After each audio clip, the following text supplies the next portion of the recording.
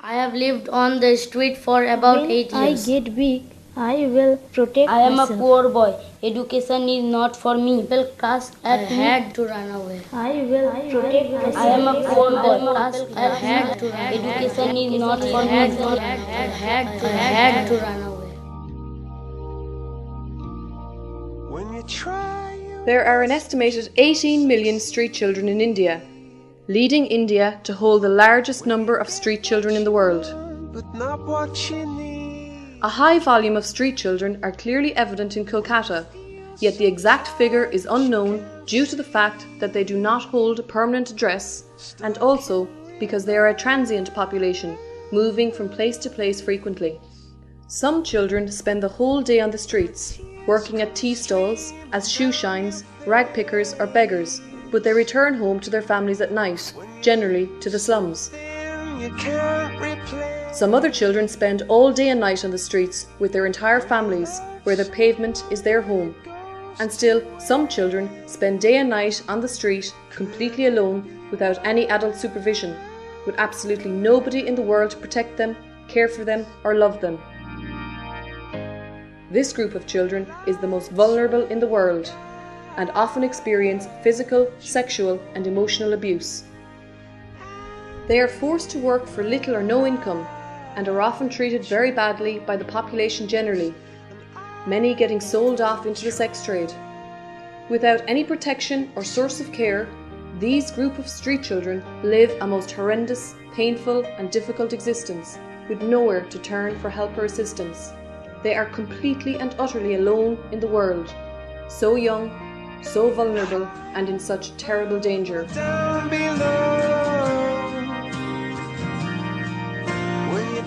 One category of children that falls into this most vulnerable group are the homeless railway children.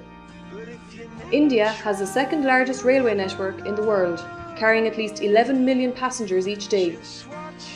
India's railway stations play a major role in the lives of street children.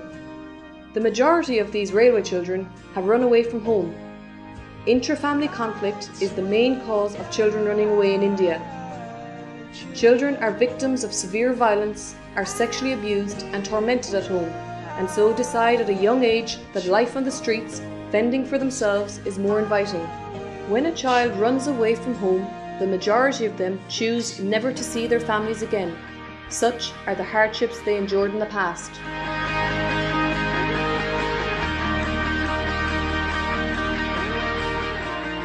Children of all ages make the railway stations their home. They beg, rummage in garbage, collect bottles, sweep carriages and platforms, anything they can do in an effort to earn an income. Waves of people step over them and around them every day without really even seeing them. Crowds disembark from the trains, families, businessmen, commuters, university students, city kids with their trendy clothes and iPods, all leave the platforms racing for the exits. But one group stays behind in the station, the small, permanent residents, the little ones for whom the station is their only home. These are the beautiful, innocent, deprived, neglected, lost, homeless railway children. All street children are vulnerable, but none more so than these railway children. They are the least hidden, clearly seen roaming the platforms and station grounds, and yet ironically they are the most invisible of all, with nobody in the entire world to care for them, protect them or give them the essential love that all children need so much. When a child runs away from home or is sent away by the family and arrives in the railway station, their first few days and weeks are exceptionally difficult. They are so utterly vulnerable. On average, a child arriving alone at the station will be approached by a predator within the first 20 minutes of arrival. These predators will either be a factory representative looking for cheap child labour or a brothel owner looking for innocent children to use in the sex trade. The fearful expression in the eyes of a new arrival is easy to spot for these predators. These victimizers know only too well where to find vulnerable children who will not be missed. And I will try to fix you.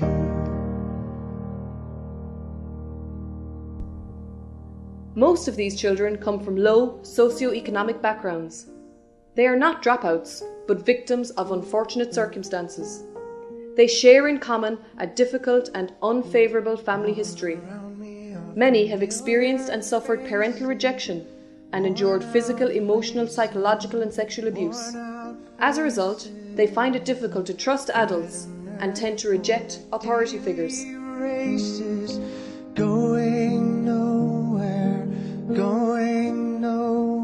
These children are condemned by the wider public as their appearance is dirty and neglected, and as a result of this, they suffer very low self-esteem.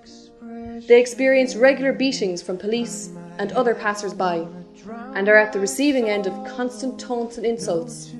Sexual abuse is experienced by almost all these children, their young bodies violated and abused regularly.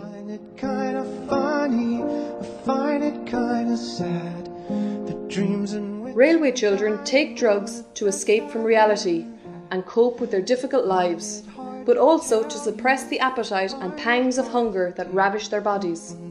They inhale glue, petrol, gasoline and benzene. Children as young as 4 or 5 years become engaged in solvent abuse and soon become addicted. These drugs act as a gateway drug, also leading children to experiment with harder drugs, including cocaine and heroin. Many of the children living in the railway stations have lost limbs due to railway accidents where they fall under trains as they try to get on and get off, and many have fallen under trains while high on solvents. The longer these children stay on the streets, the greater the risk of developing cognitive and emotional dysfunction. When children live rough, they are open and vulnerable to exploitation, the worst forms of labour, abuse, health problems, control by drug gangs, conflict with the law, lack of education and lack of identification papers. Street life leads to experiences which involve poor hygiene, sanitation, poor diet, violence, lack of shelter and sensory deprivation. It is very difficult to explain how utterly difficult the lives of these railway children are. Their lives are filled with incredible pain and suffering. We cannot imagine what it must be like to have absolutely nobody in the world to care for us or protect us. Surviving so young without a mother or father or guardian's arms to run into when life seems hard, or nobody to put us to bed at night. To care for you when you're sick, or to hold you when you learn something new and scary about the world as a little child. It is quite unimaginable to even think about a little child of 6, 7, 8 or 9 years of age in Ireland surviving all by themselves. It is wrong on every level, unjust, unfair, and quite literally a crime against these small human beings. It is so hard to understand why this injustice is allowed to continue in this day and age, and still nothing has been done about it. In Howrah railway station, these children sleep between 2 railway lines on the ground at night. They abuse addictive solvents on a daily basis, which are cheap and very easily accessible. They wander the platforms all day doing whatever work they can find in an effort to acquire a little money so as to buy food and drugs. They collect bottles, plastic, and any other items for which they can trade for money. They will work as tea sellers or shoe shines, porters, whatever is available. They go train searching every day, which means that when a train arrives at the station from another city, they will board the train and search it for plastics and any other materials worth selling for money. Throughout the day, they also beg from passers-by in the station. They get beaten and abused by police and the general public, as they are considered to be a hindrance. They form packs with each other of exceptional loyalty, and other railway children become their families and a source of affection, friendship and support. There have been reported rapes and even murders of these railway children. And so, this is how their lives continue from day to day, a constant struggle to survive. The idea of attending school or having time for recreational fun activities enjoyed by other children is something they cannot even think of. They lose their right to care, protection, childhood, education and a family. They inevitably lose their very humanity. Such is the harshness of their brutal, painful existence.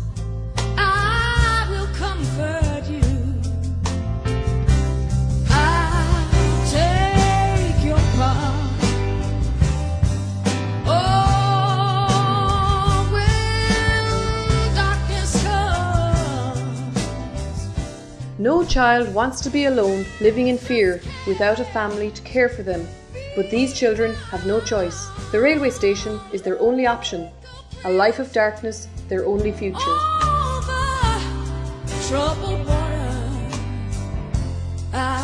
The Hope Foundation is an Irish-based NGO with its head office based in Cork.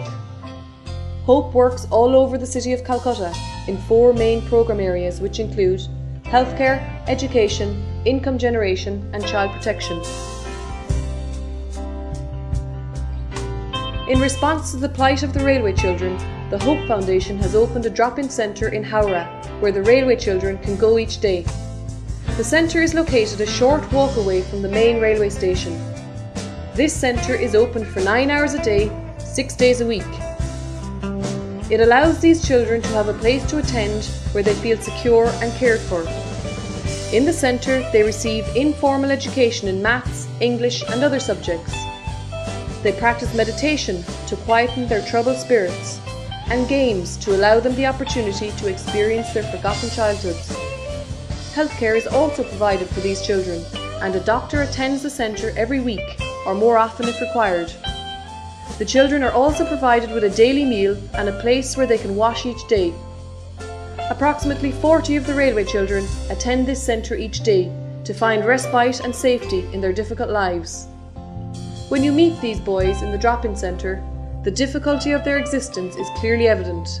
They appear tired, unkempt, sad and lonely. Often they are high, as the effects of the solvents have not yet worn off. All of them are deeply affectionate and loving, clinging to visitors and volunteers from Hope, craving love and attention. They are so wise beyond their years, with stronger survival instincts than anyone you will meet, and yet spending a little time with them soon reveals that these are innocent little children, desperate to belong and desperate for a normal existence. The centre is not opened at night, as Hope continues to search for an appropriate property and generate the funds to pay for the same. A night shelter would ensure the increased safety of these children, protecting them from immense danger.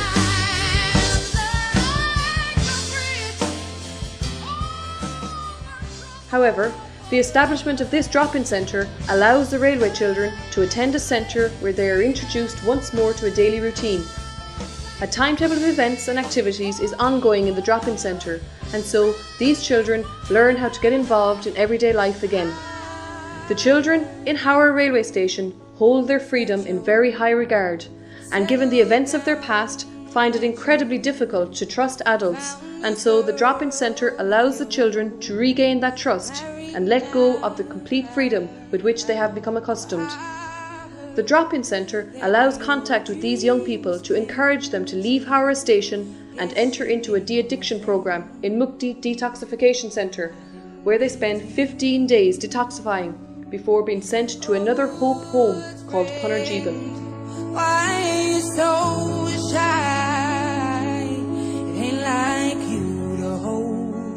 Punarjeeban is coordinated by K. Vishwanath. Punarjeeban becomes a home for the boys who have chosen to leave the drop-in centre in an effort to get their lives back. In this home, the boys are involved in an array of activities which prepares them for a normal daily life once more. They enter into a daily routine where they must work in the mornings doing laundry for the Hope Hospital, learn spoken English, computers, music, dance, and when they are ready, they learn a trade of their choice, including driving, carpentry, metalwork, and many others. Some also attend boarding schools or are placed in one of the Hope protection homes. The girls, when ready, are placed in a partner organisation home, where they are educated and attend school, also engaging in other extracurricular activities, just like the boys. When these young people are ready, they leave the Hope homes and are housed in a halfway home, where they live independently but are kept in constant contact with Hope until such time as they are ready to face the world alone, leaving their young, devastated lives behind. Time flies only. Yesterday was the time of our lives. Howrah স্টেশনে কতদিন ছিলিস? আমি ওই 15 বছর ছিলাম, 15 বছর। আর কি করতিস ওখানে?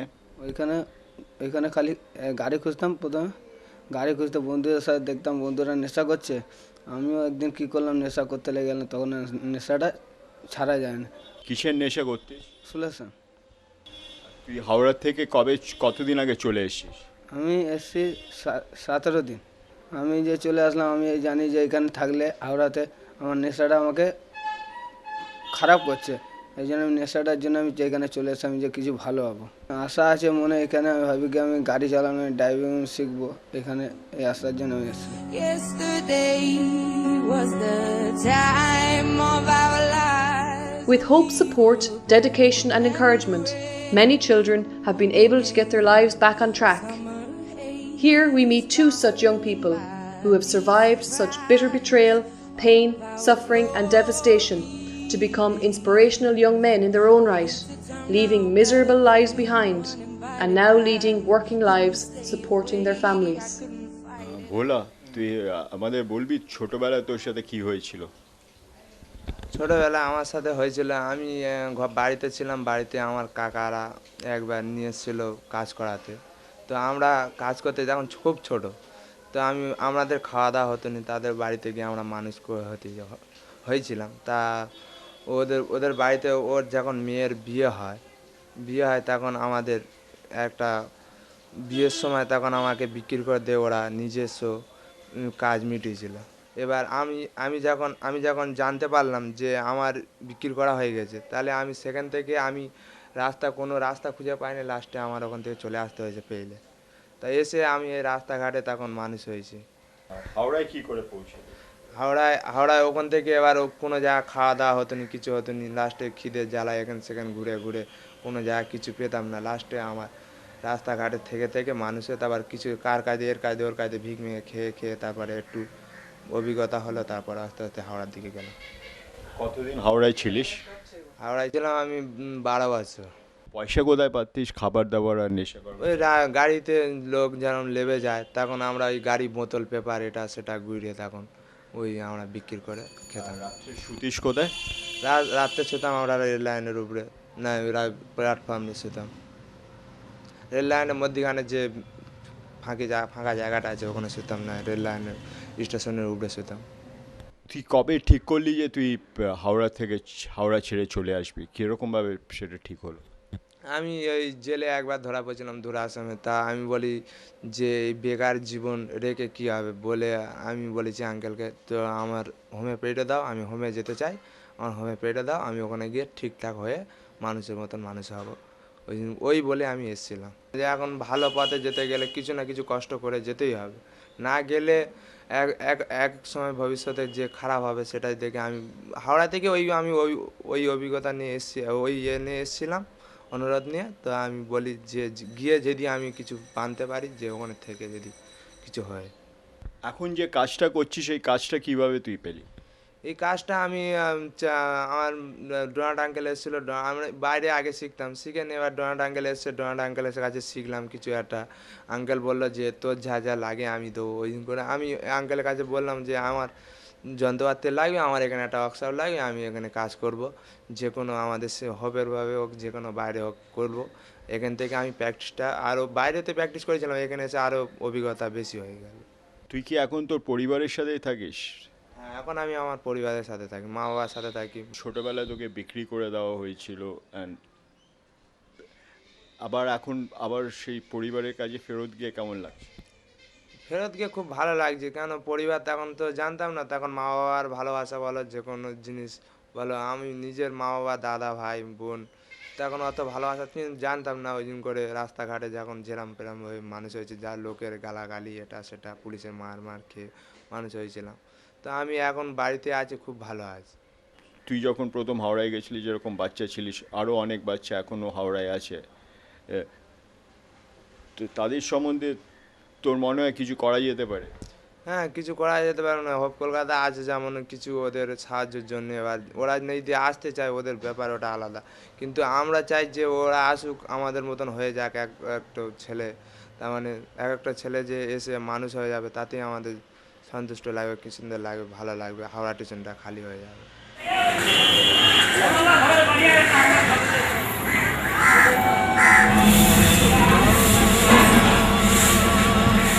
স্টেশনে প্ল্যাটফর্মে থাকা ওই জীবনটা কিরকম ছিল? জীবনটা কেমন ছিল মানে যেমনি ঘর নাই বাড়ি নাই, তো থাকতাম প্ল্যাটফর্মে পড়ে থাকতাম, দিনকে দিন ওইখানে শুতাম খেতাম, তারপরে পুলিশের মারধর, তারপরে যখন আমি ছোট ছিলাম তখন তো বড় ছেলেগুলো এসে ধরে মারতো, মানে পয়সা কেড়ে নিত, স্টেশন থেকে তাড়িয়ে দিত, ভিক্ষা করতাম, আর তারপরে ওই করে খেতাম যেতাম, তারপরে আস্তে আস্তে মানে টাইম বাড়লো, এখানে থাকতে লাগলাম, ছেলেদের সঙ্গে চেনাশোনা হলো, হওয়ার পরে তারপরে আস্তে আস্তে আমি গাড়ি খুঁজতে স্টার্ট করলাম। তো গাড়ি খুঁজতাম, বোতল কুড়াতাম, বোতল কুড়িয়ে বিক্রি যে করতাম, ট্রেনগুলো আসতো তাতে ট্রেনে বোতল কুড়াতাম, কুড়াতে তারপরে আস্তে আস্তে নেশা ধরা চালু করলাম। প্ল্যাটফর্মে থাকতিস, কারণ লোকজন কি তোর সাথে খারাপ ব্যবহার করতো? হ্যাঁ, খারাপ ব্যবহার করতে বলতে কি মারতো, তো তার মানে কারোর কাছে খাওয়ার চাইতে যেতাম, দিত না, বলতে পালা এখান থেকে ভিক্ষা কর যা খা। তা তারপরে শোয়ার তো অসুবিধা হতোই আমার অনেক, রাত্রে বৃষ্টি পড়তো যখন হতো তখন কোথায় শুভ চিন্তা ছিল এটা।